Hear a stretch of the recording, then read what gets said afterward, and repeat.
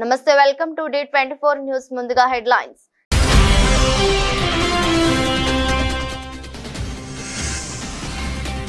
America మళ్లీ paper ballot కు మళ్లాలి. ఆ దేశ ఇంటెలిజెన్స్ చీఫ్ తులసి గబ్బర్డ్ కీలక వ్యాఖ్యలు.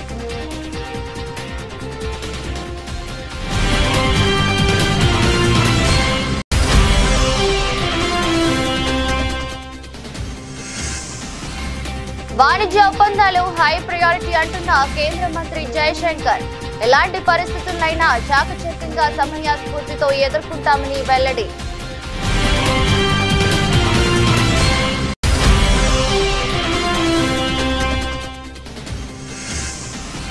తమిళనాడులో బీజేపీ అన్నాడీఎంకే పొత్తు ప్రకటించిన Amit Shah.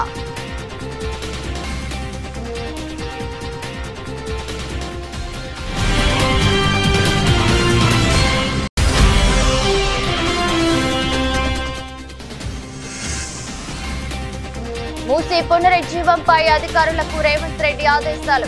Regional ring road పూర్తయ్యేలోపు Musi ప్రక్షాళన చేయాలన్న ముఖ్యమంత్రి.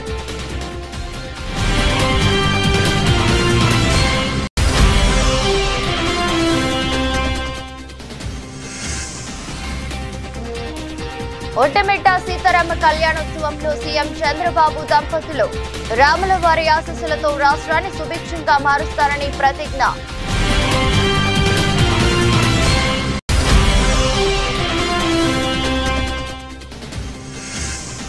సీఎంను మార్చేందుకు కాంగ్రెస్ హైకమాండ్ యోచిస్తుందంటూ బీజేపీ ఎంపీ ధర్మపురి అరవింద్ సంచలన వ్యాఖ్యలు. ప్రధాన ప్రతిపక్షం ఫామ్ హౌస్ లో పడుకుందని విమర్శలు.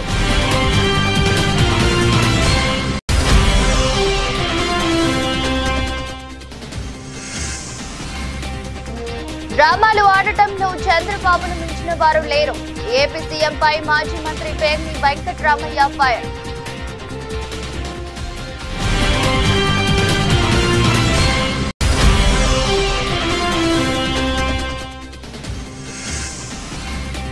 శోభాయమానంగా హనుమాన్ జయంతి వేడుకలు. తెల్లవారుజాము నుంచి ఆలయాలకు చేరుకుని ఆంజనేయ స్వామిని దర్శించుకున్న భక్తులు.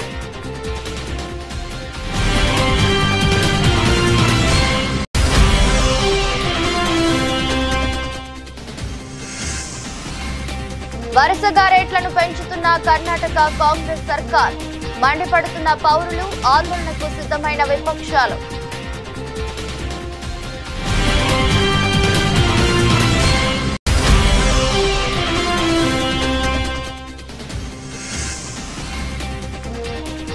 జార్జియాలో హిందూ ఫోబియాపై బిల్లు. హిందువులపై విద్వేషపూరిత దాడులు పెరుగుతున్న నేపథ్యంలో అధికారికంగా గుర్తిస్తూ బిల్లు.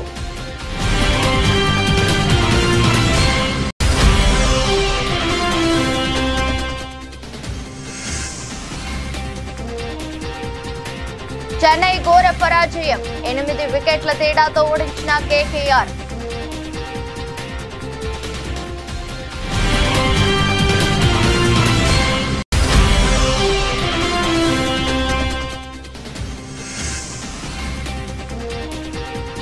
భారీగా పెరిగిన బంగారం ధర. 1 లక్షకు చేరువలో పసిడి.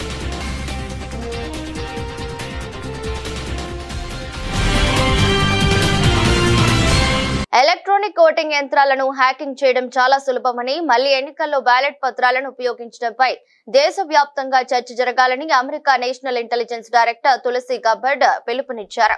అధ్యక్షుడు డొనాల్డ్ ట్రంప్ పాల్గొన్న కేబినెట్ సమావేశంలో ఆమె వ్యాఖ్యలు చేశారు. ఈవీఎంల భద్రతా లోపాలను ఆధారాలతో సహా ఈ సమావేశంలో నిరూపించారు. 2020 అధ్యక్ష ఎన్నికల సందర్భంగా అప్పటి సైబర్ సెక్యూరిటీ చీఫ్ క్రిస్ క్రేమ్స్ చర్యలపై దర్యాప్తు చేపట్టాలని న్యాయశాఖను ఆదేశిస్తూ పాలనాపరమైన ఉత్తర్వులపై అధ్యక్షుడు ట్రంప్ సంతకం చేసిన మరుసటి రోజే ఈ సంచలన వ్యాఖ్యలు వెలువడటం గమనార్హం.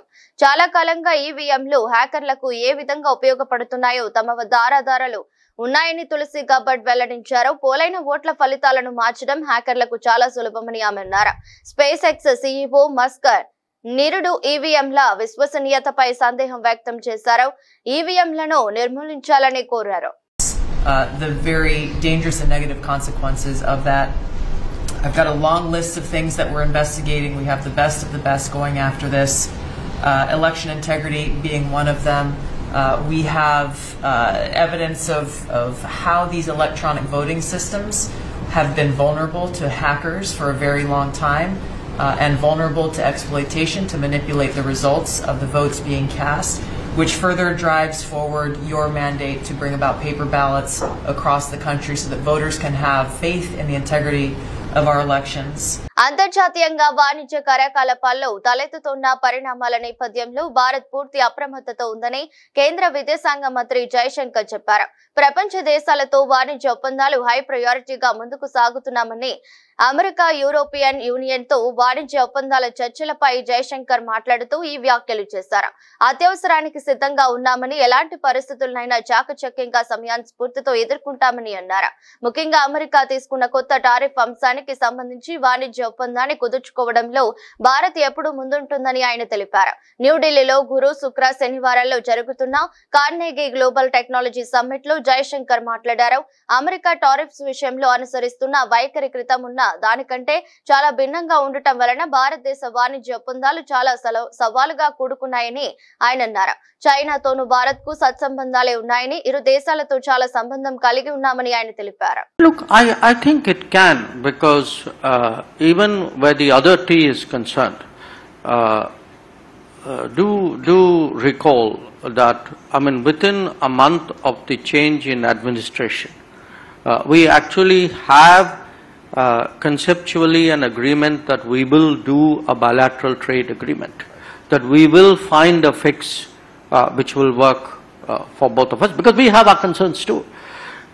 And it's not an open-ended process, because that's often the frustration of trade negotiations. You know, we did 4 years of talking in the first Trump administration.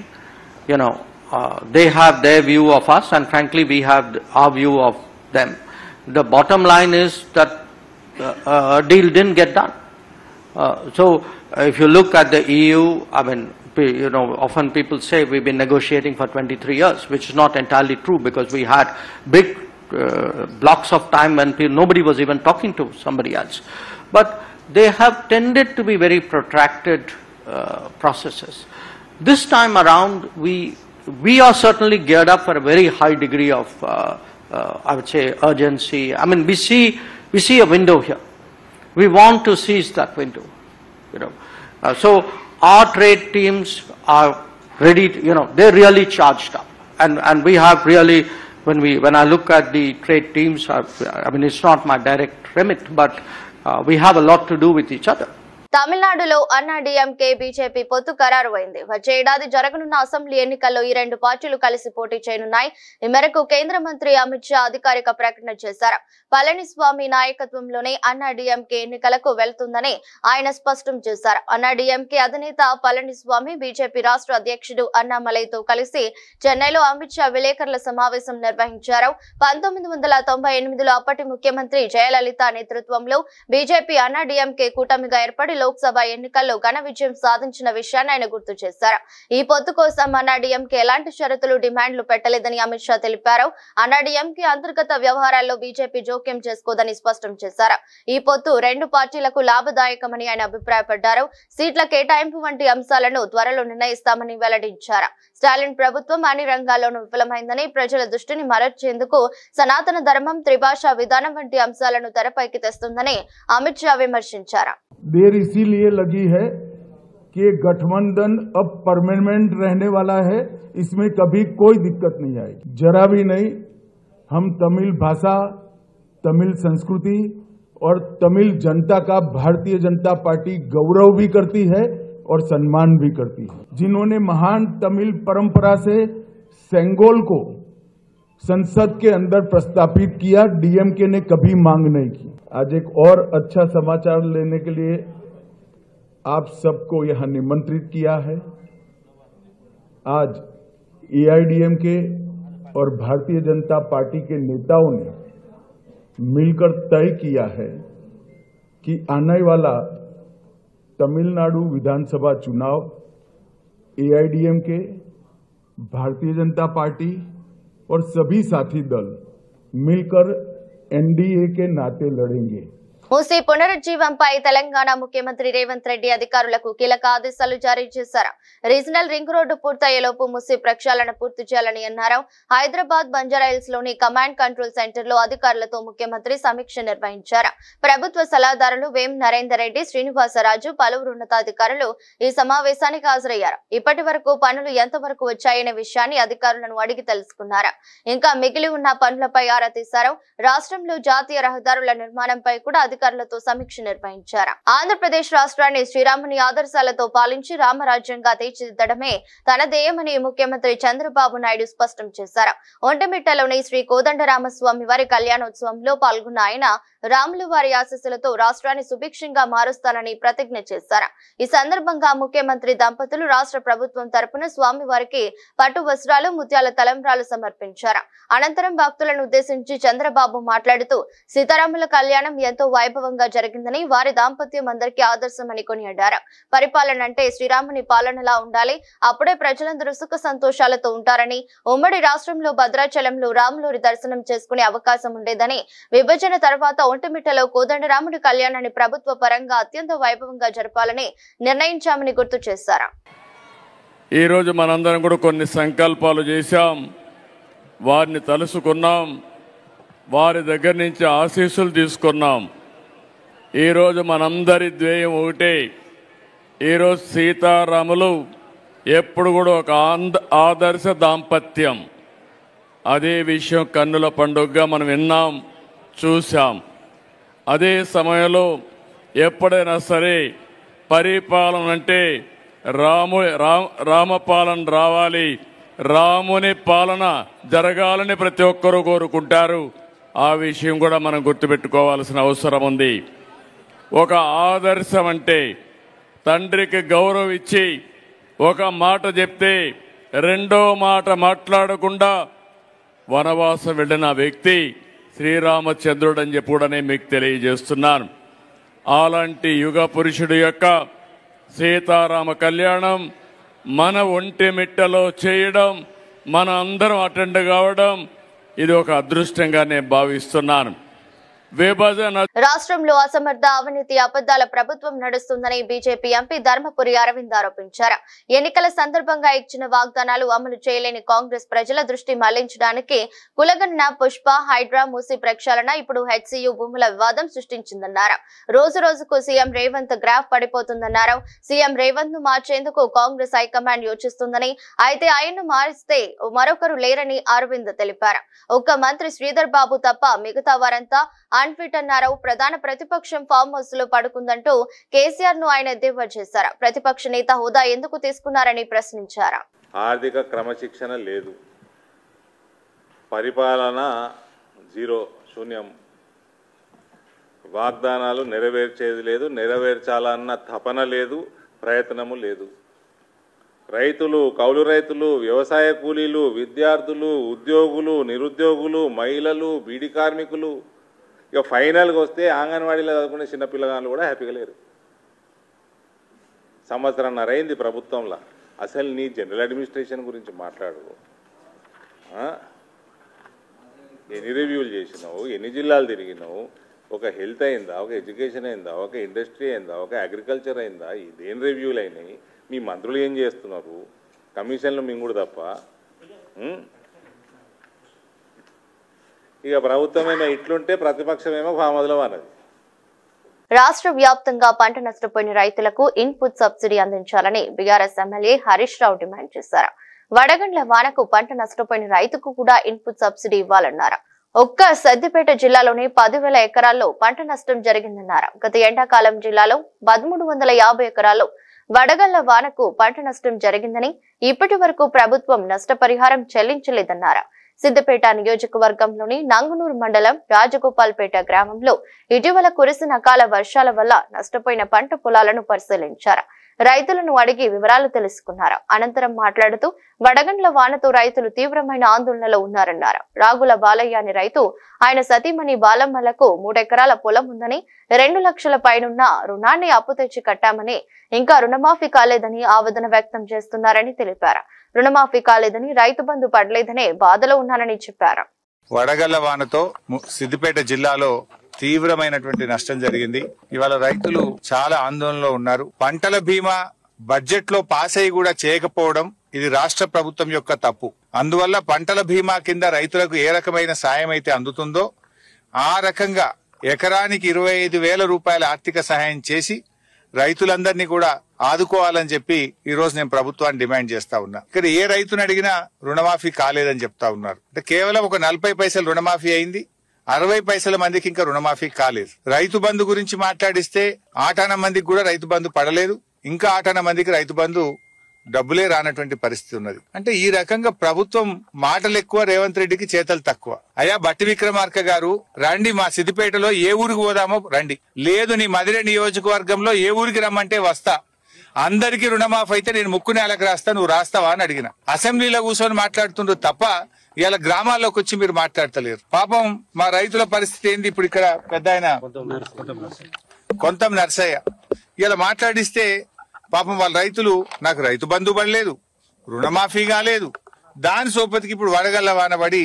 పంట అంతా కూడా నష్టమైందని చాలా బాధపడుతున్నటువంటి పరిస్థితి. డ్రామాలు ఆడటంలో ముఖ్యమంత్రి చంద్రబాబును మించిన వారు రాజకీయాల్లో ఎవరు లేరని మాజీ మంత్రి వైఎస్ఆర్సీపీ కృష్ణా జిల్లా అధ్యక్షుడు పేర్ని వెంకటరామయ్య ఆగ్రహం వ్యక్తం చేశారు.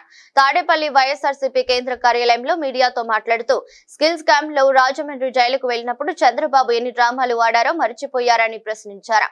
రామగిరిలో వైఎస్ జగన్ కు భద్రతా వైఫల్యంను కప్పిపుచ్చుకునేందుకు అవని డ్రామాలంటూ చంద్రబాబు మాట్లాడటంపై తీవ్రంగా మండిపడ్డారు.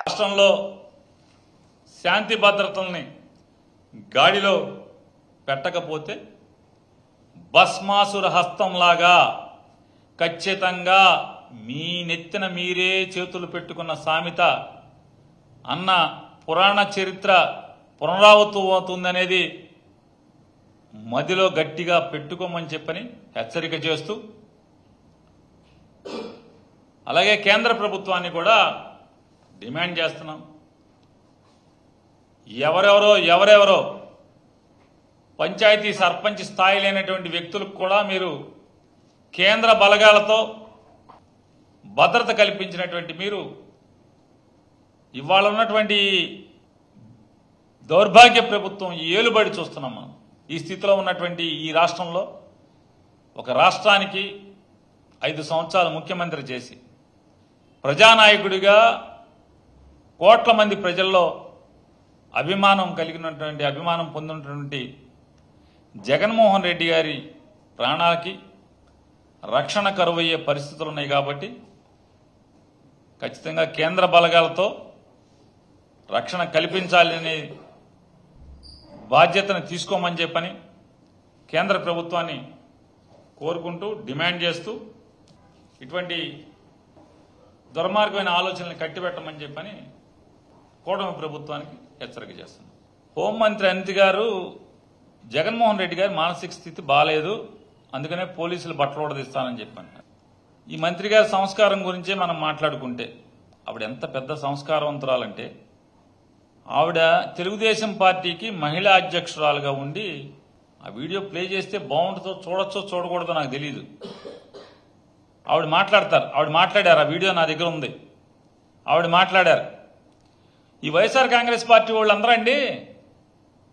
హనుమాన్ జయంతి సందర్భంగా ఆలయాలు ముస్తాబయ్యాయి. విద్యుత్ దీపాలతో శోభయామానంగా వెలుగుతున్నాయి. శనివారం తెల్లవారుజాము నుంచే భక్తులు హనుమాన్ ఆలయాలకు చేరుకుని స్వామిని దర్శించుకుని ప్రత్యేక పూజలు చేస్తున్నారు. కాగా గ్రేటర్ హైదరాబాద్ లోని అన్ని ప్రాంతాల్లోనూ వీర హనుమాన్ శోభయాత్రలు జరగనున్నాయి. హిందూ బంధువులు ఎంతో భక్తి శ్రద్ధలతో జరుపుకునే పండుగల్లో హనుమాన్ జయంతి కూడా ఒకటే. రామ భక్తుడిని మనసారా పూజిస్తే అన్ని రకాలుగా మంచి జరుగుతుందని భక్తుల నమ్మకం. జై బోలో హనుమాన్ కి జై శ్రీరామ్ అంటూ భక్తుల ఆధ్యాత్మిక నాదాలు యువత ఉత్సాహంతో శనివారం నిర్వహించే హనుమాన్ జయంతికి పోలీసులు భారీ బందోబస్తు ఏర్పాటు చేశారు. వేడుకల్లో భాగంగా నిర్వహించే శోభయాత్రలు ఎక్కడా ఎలాంటి అవాంఛనీయ ఘటనలు చోటు చేసుకోకుండా తనిఖీలు చేస్తున్నారు. సమస్యాత్మక ప్రాంతాల్లో ప్రత్యేకంగా పికెటింగ్ ఏర్పాటు చేశారు. ముఖ్యంగా పశ్చిమ మండలం పరిధిలోని సమస్యాత్మక ప్రాంతాలను గుర్తించిన అధికారులు ఆయా ప్రాంతాల్లో శాంతి భద్రతలకు ఎలాంటి ఆటంకం కలగకుండా ముందస్తు జాగ్రత్తలు తీసుకుంటున్నారు. ఎడాపెడా హామీలిచ్చి కర్ణాటకలో అధికారంలోకి వచ్చిన కాంగ్రెస్ రెండేళ్లు కూడా పూర్తి కాకముందే ప్రజాగ్రహాన్ని మూటగట్టుకుంటుందన్నది. ఆల్కహాల్ నుంచి వాటర్ ఛార్జీల వరకు అన్నిటి రేట్లను ఎడాపెడా పెంచేసి సామాన్యుల నడ్డి విరుస్తుందని, ఈ ధరల భారానికి వ్యతిరేకంగా రాష్ట్ర వ్యాప్తంగా ఆందోళన నిర్వహించేందుకు విపక్ష బీజేపీ, జేడీలు సిద్ధమవుతున్నాయి. 2023 మేలో జరిగిన ఎన్నికల్లో కర్ణాటక ప్రజలు కాంగ్రెస్ కు 135 సీట్లతో పూర్తి మెజారిటీలో అధికారాన్ని అప్పగించారు. ఈ రెండేళ్ల వ్యవధిలో సిద్ధు సర్కార్ డీజిల్, విద్యుత్, మెట్రో, ఆర్టీసీ, ప్రైవేట్ బస్ ఛార్జీలు, పాలు, పెరుగు, నీటి బిల్లు, ఆఖరికి చెత్త ఛార్జీలు కూడా దారుణంగా పెంచేసి ప్రజలపై అదనపు భారం వేసింది. ఇప్పటికే ద్రవ్యోల్బణం కారణంగా కింద మీద పడుతున్న పేద, మధ్యతరగతి ప్రజలు ఈ పెంచిన ధరలను తట్టుకోలేకపోతున్నారు. రాష్ట్రంలో సంక్షేమ పథకాల అమలుకు బదులు కాంగ్రెస్ ధరల పెంపు గ్యారంటీని అమలు చేస్తున్నదని బీజేపీ రాష్ట్ర అధ్యక్షుడు బివై విజయేంద్ర ఆరోపించారు. నిత్యావసర ధరలు పెంపు, ప్రభుత్వ టెండర్లలో ముస్లింలకు 2% రిజర్వేషన్లు ఇవ్వటం చూస్తుంటే కాంగ్రెస్ దుష్పరిపాలన ఎలా ఉందో అర్థమవుతుందని ఆరోపిస్తూ బీజేపీ 16 రోజుల జనాక్రోశ ఆందోళనకు ప్రారంభించింది. కాగా రాష్ట్రంలో పెరుగుతున్న ధరలు పెంచు మీరుతున్నాయి. అవినీతిని నిరసిస్తూ ఇక చాలు కాంగ్రెస్ పేరుతో ఈ నెల 12న బెంగళూరు ఫ్రీడమ్ పార్క్ వద్ద ఆందోళన నిర్వహించనున్నట్టు జేడీఎస్ నేత, కేంద్ర మంత్రి హెచ్డి కుమారస్వామి తెలిపారు. హిందువులపై విద్వేషపూరిత దాడులు పెరుగుతున్న నేపథ్యంలో హిందూ ఫోబియాను అధికారికంగా గుర్తిస్తూ ఓ బిల్లును అమెరికాలోని జార్జియా స్టేట్ ప్రవేశపెట్టింది. దీంతో హిందూ ఫోబియాను గుర్తించిన తొలి అమెరికా రాష్ట్రంగా జార్జియా నిలిచింది. ఈ బిల్లుకు ఆమోదం లభించి చట్టంగా మారితే జార్జియా పీనల్ కోడ్ ను సవరిస్తారు. అనంతరం దర్యాప్తు సంస్థలు హిందూ ఫోబియా, హిందువుల పట్ల వివక్ష, విద్వేషపూరిత నేరాలపై చర్యలు చేపట్టడానికి వీలవుతుంది. జార్జియా జనరల్ అసెంబ్లీలో ఈ నెల 4న ప్రవేశపెట్టిన ఈ బిల్లుకు స్పాన్సర్లుగా డెమోక్రాట్లు, రిపబ్లికన్లు ఉన్నారు. Coalition of Hindus of north America స్పందిస్తూ ఈ బిల్లుకు మద్దతు ఇచ్చిన వారందరికీ ధన్యవాదాలు తెలిపారు. Hey everyone, I'm Georgia State Senator Sean Still. There have been some questions recently about a bill I introduced a few weeks ago, Senate Bill 375. This bill is the first of its kind in Georgia and possibly the entire country, which adds Hindu phobia to the list of hate crimes to our criminal code. That means if someone commits an illegal act against a Hindu on the basis of their faith, there are enhanced penalties for committing this crime. The creation of this bill is the result of numerous conversations with my friends Rajiv Menon and organizations like Kona, Hindu Pack of Georgia, and others who have taken the time to educate me on why this is so important. Just as we have seen with the violence against Hindus in Bangladesh last year, this type of crime will never be tolerated in the state of Georgia and has no place in our country. Over the past few years, we've seen a marked increase in anti-Hindu hate across the country. In 2021, just 4 years ago, I was shocked to see anti-Hindu dot buster signs in Forsyth County in Georgia. And since then, the Hindu community has seen a number of its temples vandalized in states like California and New York. As someone who has lived in Georgia my entire adult life, this shocked me since freedom to practice one's faith is fundamental to being an American. I want to thank everyone in the Hindu community who helped craft this important bill. సొంత గడ్డపై Chennai super Kings జట్టు ఘోర పరాజయం ఎదుర్కొంది. చెన్నైలోని MA Chidambaram స్టేడియంలో జరిగిన IPL match లో CSK జట్టు కేకేఆర్ చేతులు 8 వికెట్ల తేడాతో చిత్తుగా ఓడింది. మొదట చెన్నై జట్టును 20 ఓవర్లలో 103/9 స్కోరుకే పరిమితం చేసిన కేకేఆర్ 104 పరుగుల సింపుల్ టార్గెట్ ను 10.1 ఓవర్లలోనే ఛేదించింది. ఈ క్రమంలో 2 వికెట్లు కోల్పోయి 107 పరుగులు చేసింది. Quinton de Kock 23, Sunil Narine 44, captain Ajinkya Rahane 20, Rinku Singh 15 పరుగులు చేశారు. తక్కువ స్కోర్ అయినప్పటికీ చెన్నైకి ఏమాత్రం అవకాశం ఇవ్వకుండా కోల్కతా నైట్ రైడర్స్ జట్టు తొలి పవర్ ప్లేలోనే 71 పరుగులు చేసింది. ఓపెనర్ క్వింటన్ డికాక్ 3 సిక్స్లు కొట్టగా మరో ఓపెనర్ సునీల్ నరైన్ 2 4లు 5 సిక్స్లతో బెంబేలెత్తించాడు. చెన్నై బౌలర్లో అన్షుల్ కాంబోజ్ 1, నూర్ అహ్మద్ 1 వికెట్ తీశారు. ఐపీఎల్ తాజా సీజన్ లో చెన్నై జట్టుకు ఇది 5వ ఓటమి. కెప్టెన్ మారినా ఆ జట్టు తలరాత మారలేదు. రుతురాజ్ గాయంతో జట్టుకు దూరం కాగా కెప్టెన్ గా ధోని పగ్గాలు చేపట్టినప్పటికీ పరిస్థితి ఏమాత్రం మెరుగుపడలేదు. సరికదా మరింత దిగజారిందని తాజా ఓటమి చెబుతుంది. బంగారం ధరలు భారీగా పెరుగుతున్నాయి. అంతర్జాతీయంగా నెలకొన్న పరిస్థితుల నేపథ్యంలో పసిడి ధరలు ఆకాశానంటున్నాయి. అమెరికా, చైనా మధ్య సుంకాల పోరు తీవ్రమవుతుండటంతో పెట్టుబడిదారులు సురక్షిత పెట్టుబడిగా భావించే బంగారం వైపు మొగ్గు చూపుతున్నారు. దీంతో పసిడి ధరలు విపరీతంగా పెరుగుతున్నాయి. దేశంలో బంగారం ధరలు 6,000కు పైగా పెరిగి 96,000 దాటింది. ఢిల్లీలో 10 గ్రాముల స్వచ్ఛమైన బంగారం ధర 6,250 పెరిగి 96,450కి చేరుకుంది. హైదరాబాద్ బులియన్ మార్కెట్ లో సాయంత్రం 96,430 వద్ద ట్రేడ్ అయింది. అంతర్జాతీయ మార్కెట్ లో ఔన్స్ బంగారం ధర $3,223 వద్ద కొనసాగుతుంది. వాణిజ్య యుద్ధాల భయంతో 10 రోజుల క్రితం ఔన్స్ బంగారం ధర $3,200లను తాకింది. ఆ తర్వాత లాభాల స్వీకరణ కారణంగా కాస్త తగ్గింది. అయితే ఇతర దేశాలపై టారిఫ్ ను తాత్కాలికంగా నిలుపుదల చేసిన అమెరికా అధ్యక్షుడు ట్రంప్ చైనాపై మాత్రం కొనసాగించారు. దీంతో అమెరికాపై చైనా 125% టారిఫ్ విధించింది. టారిఫ్ యుద్ధం ప్రభావం పసిడి ధరలపై పడుతుంది. నందమూరి కళ్యాణ్ రామ్ హీరోగా ప్రదీప్ చిలుకూరి దర్శకత్వంలో తెరకెక్కిన తాజా చిత్రం అర్జున్ సన్ ఆఫ్ వైజయంతి. ఈ నెల 18న ఈ సినిమా ప్రేక్షకుల ముందుకు రానుంది. విడుదలకు ఇంకా వారం రోజులే ఉండటంతో మేకర్స్ ముమ్మరంగా ప్రచార కార్యక్రమాలు నిర్వహిస్తున్నారు. ఇందులో భాగంగా శనివారం నాడు ప్రీ రిలీజ్ ఈవెంట్ నిర్వహిస్తున్నారు. కార్యక్రమానికి ముఖ్య అతిథిగా జూనియర్ ఎన్టీఆర్ హాజరు కానున్నారు. ఈ విషయాన్ని నిర్మాణ సంస్థలు Ashoka creations, NTR arts social media వేదికగా వెల్లడించారు. Man of masses NTR fire తో ఒక భారీ సాయంత్రం సెలబ్రేట్ చేసుకుందాం. ఏప్రిల్ 12న Arjun son of Vyjayanthi pre release event లో కలుద్దామంటూ ఓ పోస్టర్ ను విడుదల చేశారు. కాగా రేపు రాత్రి 7:59 ఈ మూవీ ట్రైలర్ ను విడుదల చేస్తున్నట్టు ఇప్పటికే మేకర్స్ ప్రకటించిన విషయం తెలిసిందే. ఇక ఈ మాస్ యాక్షన్ డ్రామాలో కళ్యాణ్ రామ్ సరసన కథానాయికగా సయా మంజ్రీకర్ నటించగా లేడీ సూపర్ స్టార్ విజయ్ శాంతి పవర్ఫుల్ పోలీస్ అధికారి పాత్రలో కనిపించనున్నారు. ఇప్పటికే రిలీజ్ అయిన ప్రచార చిత్రాలు, టైటిల్ పోస్టర్, ఇటీవలే వదిలిన టీజర్ సినీ అభిమానులను విశేషంగా ఆకట్టుకున్నాయి. దీంతో మూవీపై మంచి అంచనాలు నెలకొన్నాయి. వార్తలు ముగించే ముందు మరోసారి హెడ్లైన్స్.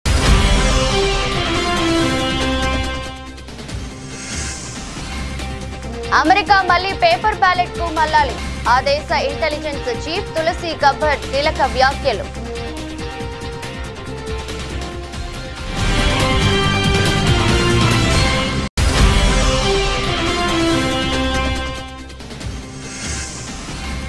వాణిజ్య ఒప్పందాలు హై ప్రయారిటీ అంటున్న కేంద్ర మంత్రి జయశంకర్. ఎలాంటి పరిస్థితులైనా చాకచక్యంగా సమయస్ఫూర్తితో ఎదుర్కొంటామని వెల్లడి.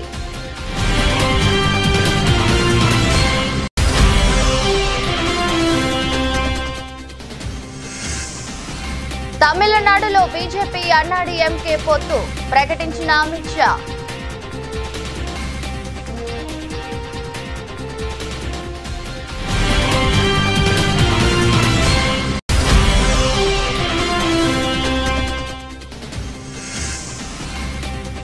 మూసీ పునరుజ్జీవంపై అధికారులకు రేవంత్ రెడ్డి ఆదేశాలు.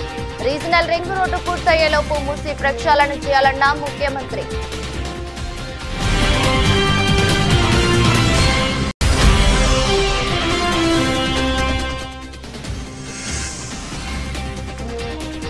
ఒంటమిట్ట సీతారామ కళ్యాణోత్సవంలో సీఎం చంద్రబాబు దంపతులు. రాముల వారి ఆశీస్సులతో రాష్ట్రాన్ని సుభిక్షంగా మారుస్తారని ప్రతిజ్ఞ.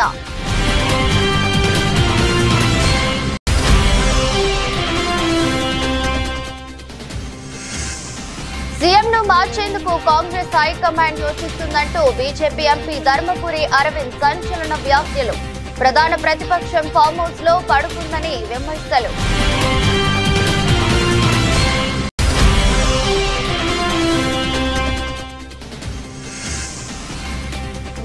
డ్రామాలు ఆడటంలో చంద్రబాబును మించిన వారు లేరు. ఏపీ సీఎంపై మాజీ మంత్రి పేర్ని వెంకట్రామయ్య ఫైర్.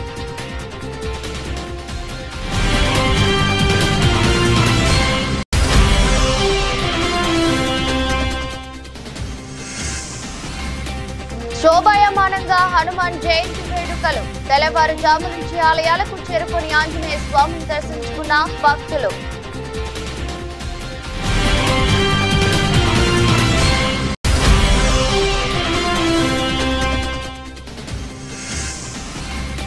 వరుసగా రేట్లను పెంచుతున్న కర్ణాటక కాంగ్రెస్ సర్కార్.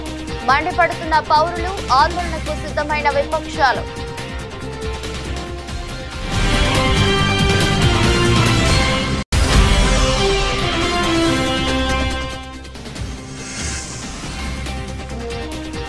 జార్జియాలో హిందూ ఫోబియాపై బిల్లు. హిందువులపై విద్వేషపూరిత దాడులు పెరుగుతున్న నేపథ్యంలో అధికారికంగా గుర్తిస్తూ బిల్లు.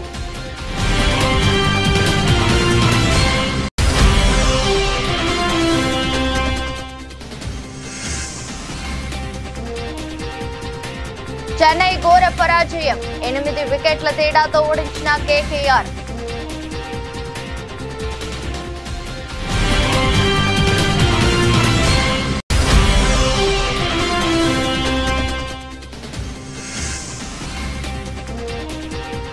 భారీగా పెరిగిన బంగారం ధర 1 లక్షకు చేరువలో పసిడి.